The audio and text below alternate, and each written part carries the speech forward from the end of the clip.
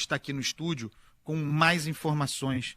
Felipe Macon, como é que está a circulação, os serviços, o funcionamento da cidade do Rio de Janeiro depois daquele caos? Não apenas na cidade do Rio de Janeiro, impactos em outras cidades da região metropolitana, São Gonçalo, Niterói, fecharam rodovia federal, Caxias, Nova Iguaçu, São João de Meriti, Nilópolis, municípios grandes aqui, todos tocados pelo alcance territorial do Comando Vermelho, sobre o qual falaremos mais adiante. Felipe Macon com a palavra. Sim, Andreasa, Michele, boa tarde a todos. Pois é, inclusive ônibus da região dos Lagos, ontem que não estavam vindo aqui para o Rio de Janeiro, hoje já estão. A circulação dos ônibus municipais também já ocorre, não está como ontem, quando ficaram impedidos por conta da série de barricadas, ônibus atravessados que tiveram pela cidade em todas as zonas da capital fluminense, e dados obtidos agora há pouco pela Band News FM do Centro de Operações da Prefeitura, informando que o pico do trânsito na cidade do Rio, hoje, quarta-feira, foi registrado às 10 horas da manhã. 2 horas após o horário de maior movimento normalmente registrado nas últimas quartas-feiras, o que prova que a rotina da cidade foi profundamente impactada por conta dessa guerra, por conta dessa mega operação.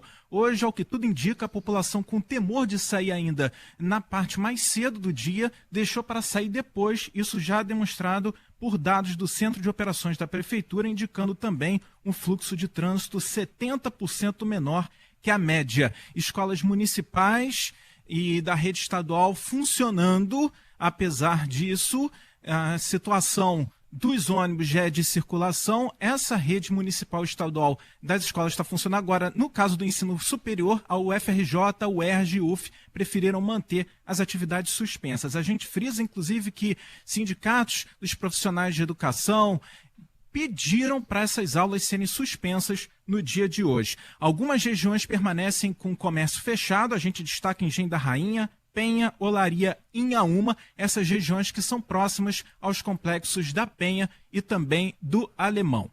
A gente vai mais adiante, Felipe Macon, falar sobre essa questão aqui das vias, da atividade do Comando Vermelho, como se expande, e eu vou ainda falar sobre o comportamento péssimo da Prefeitura do Rio ontem, diante do caos que se instalava, a demora, nunca a resposta a contento da Prefeitura diante do que aconteceu. Eu falei, Mia, agora há pouco, sobre a fala do governador, o ou soma ou some, e nós temos o áudiozinho dele aqui, vamos ouvir.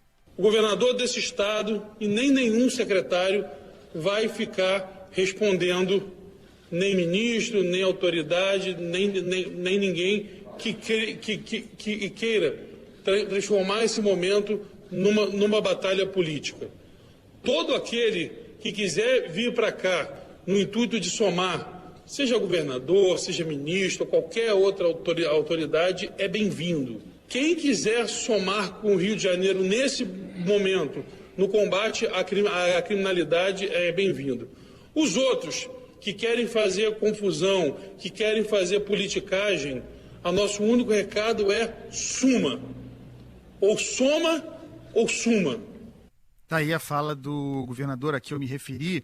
E aí, para acrescentar aqui, Mi, antes de te passar a palavra, muitas informações circulando, o governador também falou, porque ele projetava, numa espécie de próxima etapa, quase uma promessa, que pensa que formula algum tipo de ocupação territorial, novamente no Rio de Janeiro. Mas ele diz, nessa entrevista coletiva, não é o PP2, não será o PP2.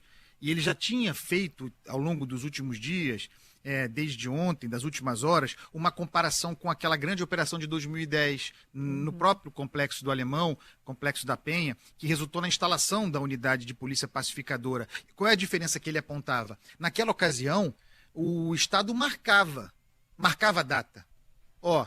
Amanhã ou depois de amanhã eu vou entrar aí e nós vamos instalar uma unidade de polícia pacificadora. E segundo o governador Cláudio Castro, com isso, os criminosos fugiam. As lideranças, os mais importantes, fugiam. E para o terror, segundo o governador, e as estatísticas confirmam isso, tá? Para o terror de outras cidades, Angra dos Reis, Mangaratiba, cidades do interior do Rio de Janeiro, para onde os criminosos fugiram. Então, ele marca bastante a diferença. Não vai ser uma UPP2, de modo que não vai ser com hora marcada, como foi naquela ocasião. Acho também isso importante de ser frisado aqui. estamos à véspera do ano eleitoral, Michele Trombelli. E é uma certa forma uma ironia, né? Exatamente 15 anos depois dessa operação, em que na época o governador era o Sérgio Cabral, né? Falava que está pacificada a comunidade. E aí a gente observa o que a gente tem observado agora, né? Recentemente, nessas últimas horas. E aí, essa operação, inclusive, já se tornou a mais letal do país, né? O maior massacre, porque superou Carandiru, a gente mais cedo falava sobre isso, como as fotos que a gente está vendo, as imagens, se assemelham àquela situação do Carandiru, que foi uma ação completamente diferente, dentro do presídio, mas que em 30 minutos houve 111 mortos e agora a gente já está falando de pelo menos 119.